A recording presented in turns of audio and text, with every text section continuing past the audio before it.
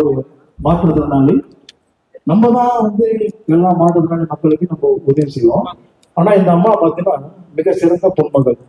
இவங்க ஒரு மாற்றுத்திறனாளி மகளிர் குழு என்ற ஒரு அமைப்பை ஏற்படுத்தி இவங்க மூலியமா பல பேருக்கு நிறைய உதவி செஞ்சிருக்காங்க.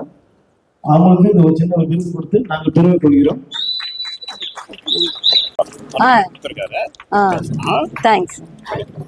பிடிச்சது பண்ணிட்டேன். கொடுத்துருக்கோம். ஜோதி இஷ்டப்பட்டு இன்னைக்கு வக்கீல் படிப்பு படிச்சு இருக்காங்க. கொஞ்சம் கரகோஷம் நல்லாவே வாழ்த்து படிச்சு